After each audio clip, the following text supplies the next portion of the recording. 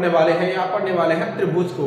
और त्रिभुज में हम लोग पढ़ने वाले हैं परिमेय 6.1, जो कि हमारे पूरे के पूरे क्लास 10th में सबसे ज्यादा इंपॉर्टेंट चैप्टर और सबसे ज्यादा इंपॉर्टेंट थ्योरम्स हैं, ठीक है ना। तो चलिए आज स्टार्ट करने वाले हैं इस त्रिभुज को और समझेंगे कि इस त्रिभुज को किस प्रकार से सिद्ध करना है। यहाँ पे हम लोग का त्रिभुज दिया गया है ABC त्रिभुज दिया गया है, जिसके पैरेलल में एक रेखा गई है जिसका नाम D और E है, जो बिंदु AB पर और तथा AC पर प्रतिच्छेद करती हुई निकल गई है। यहाँ से हम लोग एक रचना करेंगे, यहाँ पे ड्रॉ करेंगे, किसमें E से M पर ड्रॉ करेंगे जो कि परपेंडिकुलर होगा, और इसी प्रकार से D और M पर परपेंडिकुलर डालेंगे EC पर, ठीक है ना। और इसी के अनुसार से हम लोग को सिद्ध करना होगा, क्या सिद्ध करना होगा, AD अनुपात DB, और उसी प्रकार से AE अनुपात EC हमें सिद्ध करके निकालना है। तो कैसे निकालते हैं आप लोग ध्यान से देखिए और ध्यान से समझिए, एक एक बात को समझना है। तो यहाँ पर बताया गया है कि यदि किसी त्रिभुज ABC में DE पैरेलल टू BC है,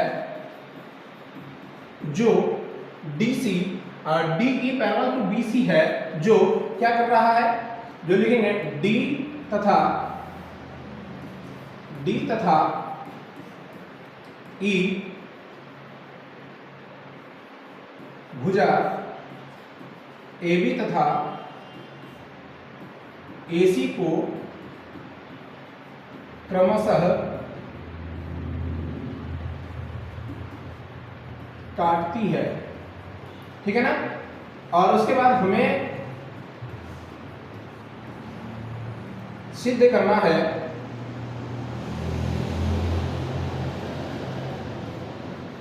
यहाँ पे सिद्ध करना है, क्या सिद्ध करना है, तो आप लोग देख पा रहे हैं हमें सिद्ध करना जो है वो सिद्ध करना है AD अनुपात DB is equal to AE अनुपात EC सिद्ध करना है।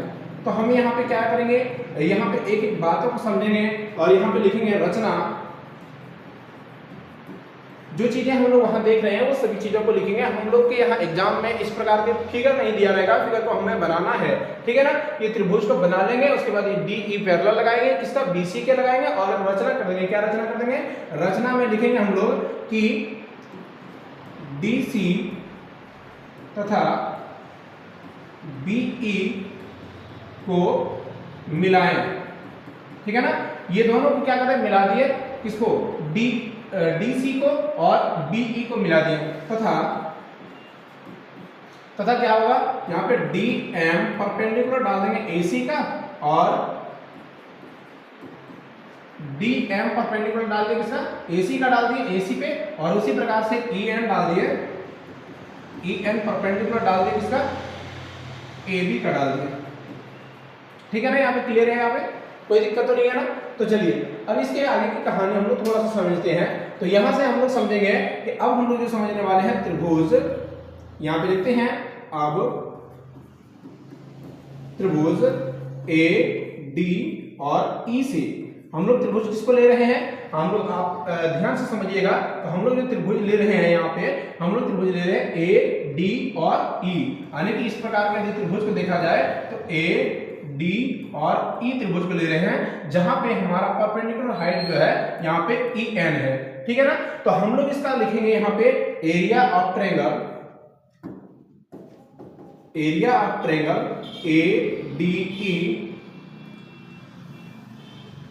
Area of triangle ADE is equal to 1/2, क्या हो जाएगा, यहाँ पे अभी हम लोग उसमें देख रहे थे, त्रिभुज जो देख रहे थे, यहाँ पे त्रिभुज जो बनाए थे, यहाँ पे क्या रहेगा AD, यानी कि AD क्या है, AD हमारे यहाँ पे आधार है। बोलेंगे सर आधार कैसे समझेंगे कि आधार कौन है, तो जिस पे हम लोग परपेंडिकुलर हाइट लगा रहे हैं ना, तो जिस पर परपेंडिकुलर हाइट लग रहा है, जिस पर लंब डाल रहे हैं, वो वाला जो भुजा होगा, वो वाला भुजा क्या कहलाएगा, आधार कहलाएगा, और जो लंब है वही ऊंचाई कहलाएगा, ठीक है ना। तो यहाँ पे यदि ध्यान से देखिएगा तो ये भी जो है AD पर परपेंडिकुलर डाल रहे हैं, किसको डाल रहे हैं, EN को डाल रहे हैं। तो यहाँ पे EN हमारा क्या कहलाएगा, हाइट कहलाएगा, और यहाँ पे AD क्या कहलाएगा, AD हमारा बेस कहलाएगा, B फॉर बेस, है ना।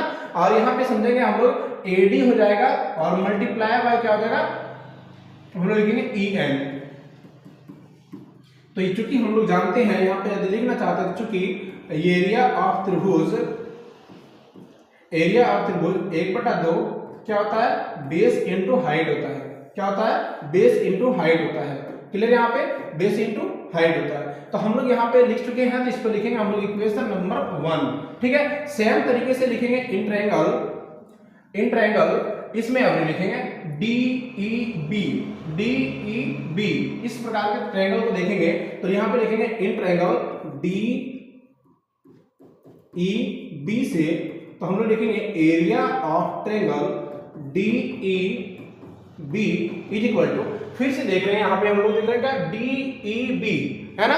तो इस पे हम लोग देखेंगे यहाँ पे पूरे पे आधार जो हमारा मान लेके चलेंगे, तो यहाँ पे आधार क्या आएगा, D और B हमारा आधार क्या आएगा, तो हम लोग इसीलिए लिखेंगे यहाँ पे 1/2 इंटू BD इंटू यहाँ परपेंडिकुलर हाइट को हमारा EN ही क्या आएगा, तो हम लोग लिखेंगे EN।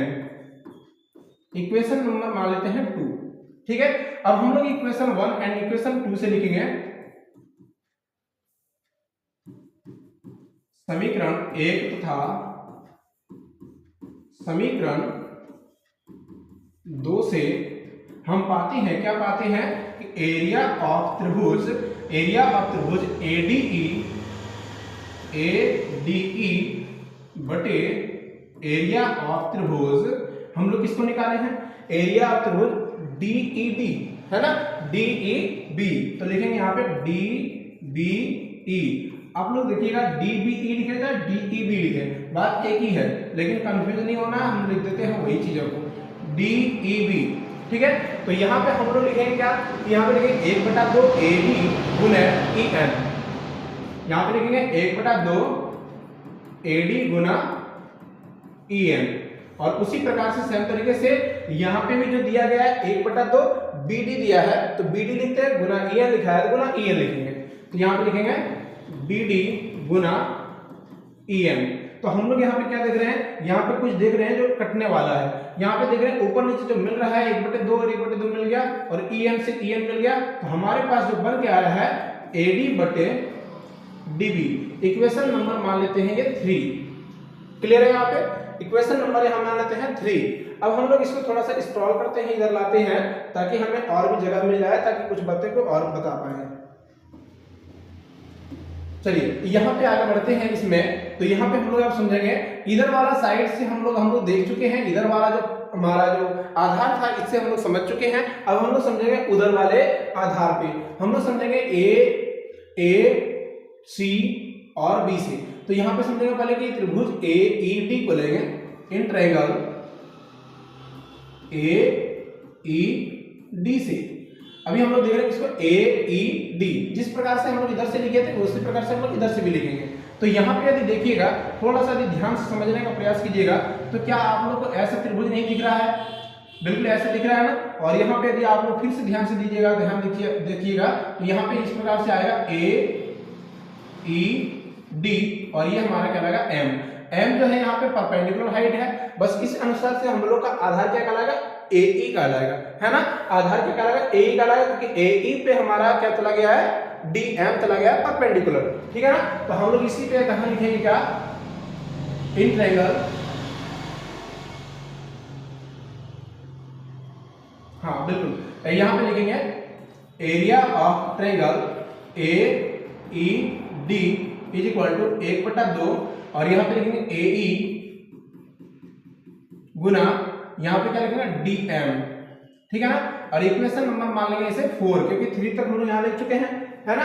इक्वेशन मान लेंगे 4 और उसी प्रकार से सेम तरीके से यहाँ पे आगे बढ़ेंगे और आगे भी हम लोग इसी प्रकार से लिखाएगा, क्या लिखाएगा, त्रिभुज, इसके नीचे वाला जो पार्ट था DEC, यानी कि इधर के जो पार्ट्स थे हमारे इस प्रकार से, है ना, इस प्रकार के त्रिभुज बने हुए थे, तो इसको भी ले लेते हैं यहाँ पे C जो था, तो DEC से लेंगे, DEC से।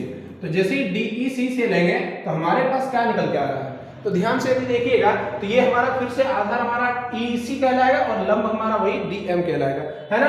तो लिखेंगे हम लोग area of triangle DEC is equal to 1/2, यहाँ पे क्या जाएगा, EC मल्टीप्लाई dm, हम इक्वेशन नंबर मान लेते हैं 5। अब यहाँ चूंकि हम लोग देख रहे हैं इक्वेशन नंबर 4 और इक्वेशन नंबर 5 में, तो हम लोग क्या करेंगे, हम लिखेंगे समीकरण 4 तथा समीकरण 5 से, समीकरण 4 तथा 5 से लिखेंगे तो क्या लिखेंगे, area of triangle AED by area of triangle कितना DEC, है ना। तो यहां पे कितना लिखा है 1/2 और AE गुना DM, जो लिखा है सेम तरीके से हम लोग बिठा दे रहे हैं यहाँ पे। और उसके बाद यहाँ लिखा है कितना 1/2 EC गुना DM। अब जो कटने वाला है उसे हम लोग केवल कटा देंगे, हमारे पास फाइनली निकल के आ जाएगा। तो यहाँ पे क्या है 1/2 कट रहा है, DM से ये DM कट रहा है, तो हमारे पास जो बन के आया क्या बन गया है AE बटे EC निकल के आया। तो इक्वेशन नंबर हम इसे 6 मान लेंगे क्योंकि 5 तक मान चुके हैं, ठीक है ना। इक्वेशन नंबर 3 यहाँ पे निकला, इक्वेशन नंबर 6 यहाँ पे निकला। तो हम लोग ये इक्वेशन नंबर 3 और इक्वेशन नंबर 6 को यदि देखेंगे तो हम लोग का चूंकि एक ही आधार से बना ये दोनों त्रिभुज है, तो ये दोनों की एरिया क्या होगी, समान होगी। तो हम लोग लिखेंगे यहाँ पे, ध्यान दीजिए कि त्रिभुज, यहां पे देखेंगे DBE तथा त्रिभुज कौन सा DEC एक ही आधार DE से बने हैं, अतः एरिया ऑफ त्रिभुज DBE इज इक्वल टू हो जाएगा एरिया ऑफ ट्रायंगल किसका DEC। जब ये दोनों की एरिया समान हो जाएंगे तो इनके संगत तो और भी ऊपर वाला भी देखेंगे, तो ऊपर वाला भी तो एरिया दोनों का सेम ही होगा क्योंकि दोनों का क्षेत्रफल तो एक ही होना है ना, क्योंकि दोनों त्रिभुज तो एक ही है ना ADE, और दोनों का मतलब दूसरा वाला भी ADE ही था, है ना। तो दोनों में देखेंगे तो दोनों की एरिया क्या हो रहा है, समान हो रहा है, इक्वल हो रहा है। तो हम लोग लिखेंगे अब समीकरण 3 तथा समीकरण 6 से, हम लोग समीकरण 3 और समीकरण 6 को देखेंगे तो हम लोग यहाँ पे क्या लिखेंगे, यहाँ पे AD बटे DB is equal to AE बटे EC। ये हमारा जो है ना, ये हमारा टोटली प्रूफ होके निकल गया है। तो उम्मीद है आप लोगों को ये समझ में आया होगा, और यदि समझ में आया तो लाइक करें, शेयर करें, और यदि सब्सक्राइब नहीं करें सब्सक्राइब करें और बेल आइकन को दबाना ना भूलें। अभी हम इसको पूरा का पूरा दिखाते हैं कि इसको किस प्रकार से हम लोग नोट कर सकते हैं। तो थोड़ा छोटा करने का प्रयास करते हैं हम इसे।